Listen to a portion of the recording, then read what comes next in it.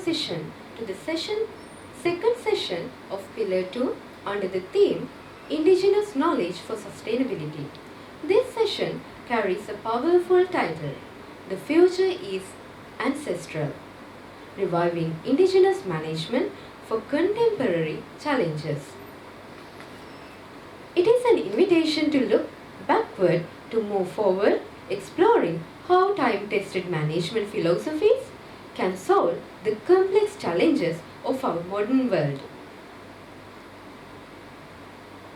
To guide us through these presentations and the subsequent discussion, I am pleased to introduce your moderator for this session, Ms. Yashodhara Hennayaka, lecturer at the Department of Management Studies, Faculty of Indigenous Social Sciences and Management Studies at Gampaha Wickramarachchi, University of Indigenous Medicine.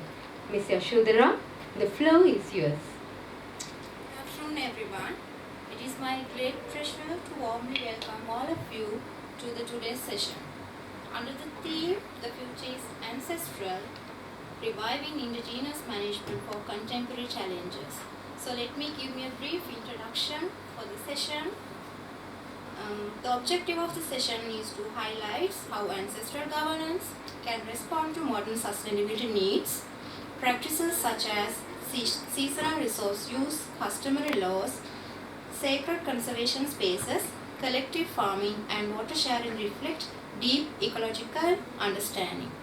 Reviving these approaches supports climate adaptation, biodiversity protection, disaster risk reduction, and equitable resource governance.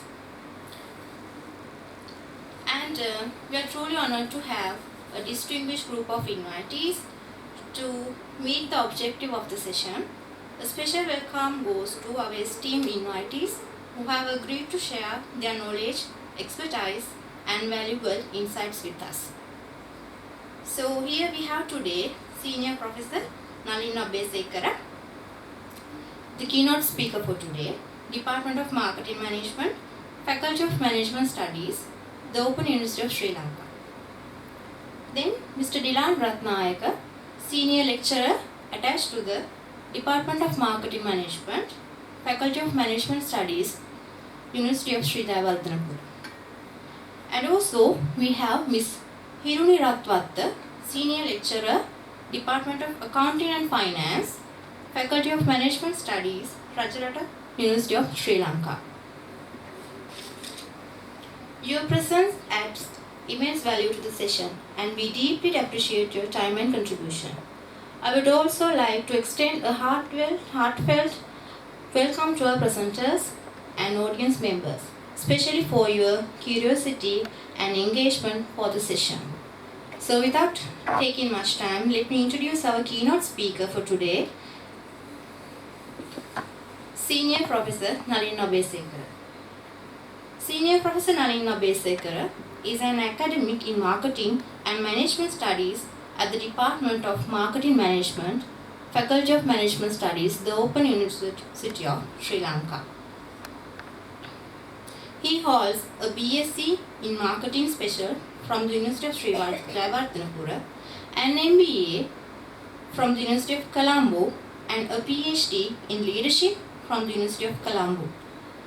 Professor Abeysekara's scholarships spans marketing, leadership, and sustainable practices, with work that engages indigenous and decolonial perspectives in Sri Lankan marketing and development discourse.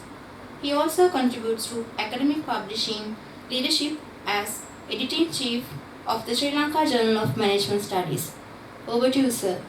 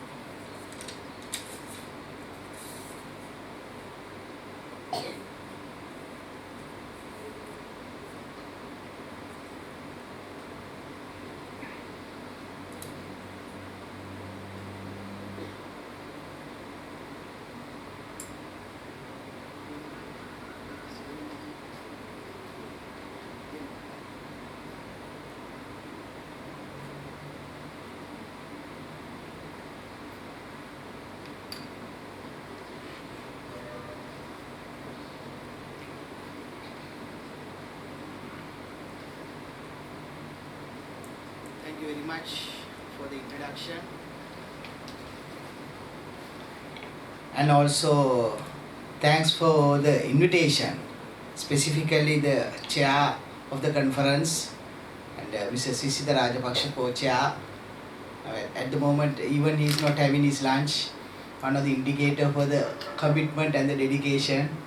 And Mr. Nilan Ratnayaka and Ms. Ratwate and all the presenters and my dear participants. More importantly, now Sri Lanka, we discuss about this sustainable competitive advantage and how to get the leadership. By looking at the number of participants today, it's like 90% male and 10% other way around. No, it should be 90% female and 10% male. But usually I would like students to come in front and sit to give that particular initiation. So I want you to come here because even for the taking photos and everything, so we are from the marketing perspective. So if you come in front, then we can take a very good photo. Unless if you capture the conference proceeding today, like by looking at empty seats and all, it will give you a negative feedback or whatever the discourse for the general public. So you are representing the university and your presence be considered as really important.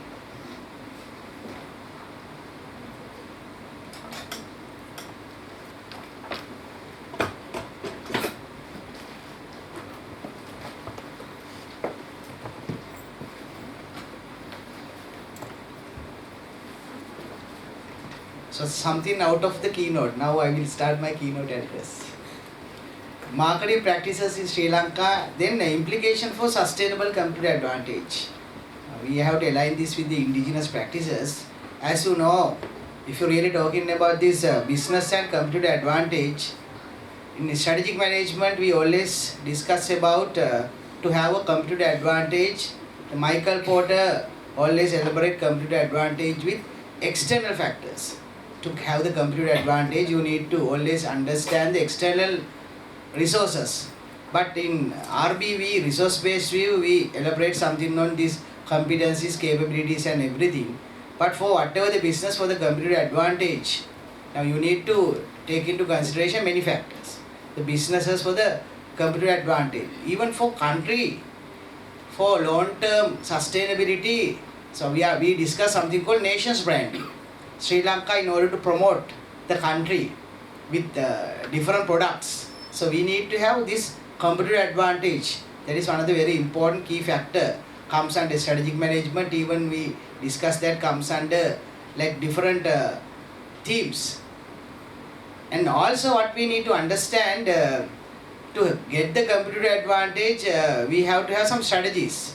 So how we are going to differentiate ourselves from others.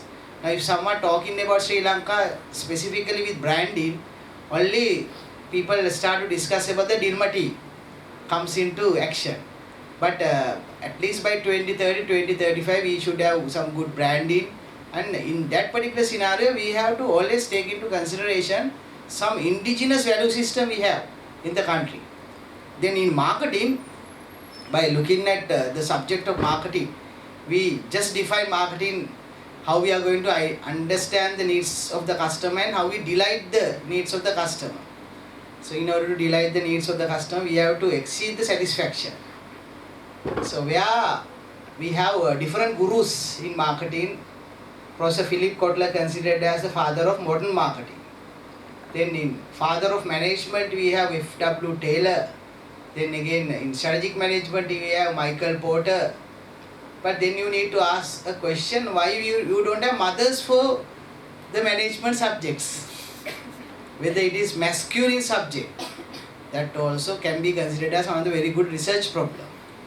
Here we are talking about Professor Kotler in marketing, he contributed a lot. So there were some book series of marketing with marketing 1.0 too. At the moment we discuss about marketing 5.0 as well, with metaverse and everything. But here we discuss about something called marketing 3.0. So marketing 3.0, not like marketing 1.0 and 2.0, elaborate something different. There's something different in the sense where we argued, not only these customers are important, we need to always respect for the humanity of the customer, the spirituality of the customer. And also we need to consider customer as human being. That can be considered as the main essence of marketing 3.0. So that is one of the reasons where we say many in the world think marketing is all about selling, has nothing to do with something in relationships and bonding. I think in relationship marketing we say we have to have a mutually beneficial relationship with the customer. In marketing 3.0, not only discuss about this customer centric point of view, elaborate something on the humanity aspect of the customer, where it argued we need to consider customer as human being. We have to respect this in a different lens. And also you should know, this has been introduced I think few years back, but in 1940s in Sri Lanka,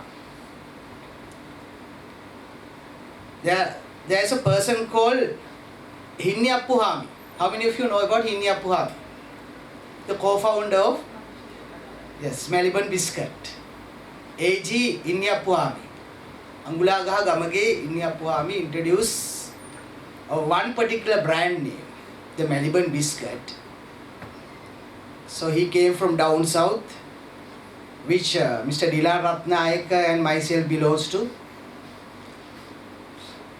The mother has been given a kind of advice for family members, including Hinniappuhami. Whatever the place you go, you have to always stick to the basic principles of Buddhist and some other principles. So remaining that in the mind, Hinniappuhami started the business in Melbourne Street and can be considered as one of the success story in Melbourne Biscuit. So those days, 50-60 years back, he has given some advice for the family members before we are going to taste the biscuit. Right? If you are going to give this particular biscuit for customers, before customers are going to taste that, so we have to taste the biscuit as family members, number one. Then family members feel like it's good and it's tasty, then only we have to produce biscuit and distribute for the customer.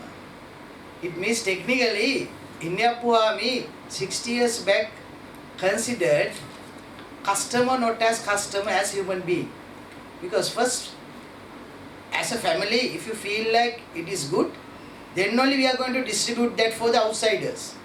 So technically, what we need to understand, in this country, marketing 3.0 has been introduced 6 decades back. That we considered as one of the success story in the indigenous management. Now, Professor Philip Kotler, father of modern marketing, took more than 60 plus years to introduce this humanity concept in marketing, in modern marketing. So these are the aspects we have to dig down and see, specifically in whatever the subjects we learn. So not only in marketing, even in other subjects, so HRM, finance. So we have to understand that unless, now recently Sri Lankan passport, the ranking, as per the ranking, considered as number 83. Number 1 Singapore. But we have to bring this passport to number 40 in order to bring the passport into top ranking. The country, the people, we need to do something different. That is one of the reasons where we discuss called competitive advantage for this country. This indigenous management aligned with indigenous marketing practices, what I discussed with you, coming under this marketing 3.0, we considered as one of the practice. And the academics and researchers in the country, I always believe we need to do more research on these practical applications. Most of the time in universities, students always willing to take the studies on something like factors affecting for customer satisfaction. So 4 independent variables and 1 dependent variable, ultimately we keep the book in the library as sacred. But there should be a change.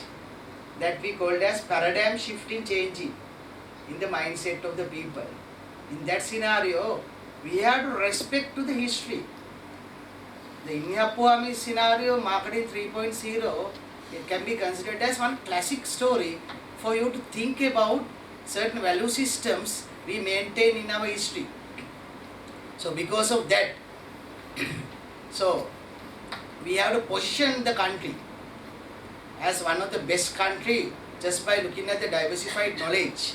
And also, here I want to introduce a model. Unfortunately, there may be a problem with the PowerPoint presentation, 2 to 3 images being not there.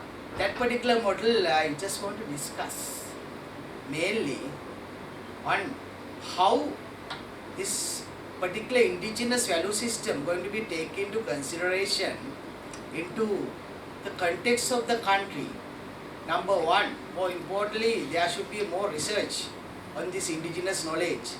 And also, we have to have more scholarly work by organizing this particular discussion. And the conference I considered as one of the very important thing, because 2-3 years back I went for a conference, again for a keynote in Kerala, in India, on the managerial implication of Bhagavad Gita. Managerial implications of Bhagavad Gita. I have done my particular presentation on how cleansing the heart. I think you should know Bhagavad Gita, the conversation between Arjuna and Krishna. There are many things we can learn, but in my scenario I have discussed about corporate social responsibility aligned with something called cleansing the heart on Bhagavad Gita. But in that particular conference, I have seen it is an international conference. They have used English, their own language, Tamil, and different languages. But unfortunately, in Sri Lanka, whatever the so-called international conference, we have only in English. I really appreciate this conference. At least we have Sinhala and Tamil.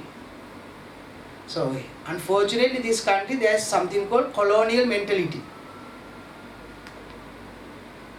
නිදාස Kumaratunga මහත්තයා කියලා තියෙනවා දේශ බස රස. Whatever the airport we goes, the people who are in that particular country, they talk their own native language. But unfortunately, Sri Lankan people, I don't know, there might be a problem. They start to talk something in a different language. So we have to revisit that. Even in the United Nations, they mention number one, the creativity, imagination coming from your native language, මව් භාෂාව. Rabindranath tagore කියලා තියෙනවා නිර්මාණශීලී වාහකයේ තමයි තමන්ගේ භාෂාව කියන්නේ. That also we need to discuss under this indigenous management. We have to respect to that. That is something really important. That is number one in the model. Number two, not only we have to have a scholarly findings of this sort of I just discussed about marketing 3.0, Potler versus Inyapuam scenario. So we need to have more implications in the practical way. So in Sri Lanka, most of the cases in management, we always like to take into consideration the Western models. That is really important. But this country, there are many businesses, they are succeeding with our own indigenous knowledge. We have to take also that particular aspects into account and have a separate discussion. And even all the national universities in Sri Lanka, I have seen, we have international conferences. Like Kerala, there can be different languages. Even that conference, in the evening they had Kathakali dancing. You know Kerala, very famous for Kathakali dancing. Again, Arjuna, Krishna, all these symbolic aspects being presented. So there should be a kind of a change in the mind. I always think like in Sri Lanka we discuss about system change. System change need to be happen from yourself, individually. මඩිය පඤ්ඤාසී හාමුදුරු කියලා තියෙනවා එක සැරයක් අවුරුදු 30කට 40කට කලින් මිනිසා හදන්න නැතුව රට හදන්න බෑ කියලා. First you have to change yourself. Then only maybe we can protest for a system change in the future. So these are the basic considerations. And even in management, I think I mentioned about the way Sri Lanka is going to be positioned in the country, that there should be more scholarly work should be here, and more importantly the managerial implications for the country. Like I discussed about one of the key concepts in marketing, but there should be many other concepts we have to explore. We have to have more debate, we have to have more discussions. වැලිවිටි Sorata හාමුදුරු මම හිතන්නේ Jayawardenepura campus එකේ නිර්මාණතු කියලා තියෙනවා විශ්වවිද්‍යාල ශිෂ්‍ය වෙන්න ඕන, විමර්ශනශීලී වෙන්න ඕන, ඊට පස්සේ විවාදශීලී වෙන්න ඕන කියලා තියෙනවා. චේගුරාගේ ෆොටෝ එකත් එක්කම ගහගෙන තියාගන්න ඕන කන්නංගර මහත්තයාගේ ෆොටෝ එකත්. Likewise, we have to have some sort of a different critical thinking. So that is the basic thing I just want to present. If you need any questions, if you have any questions, you can ask. Thank you.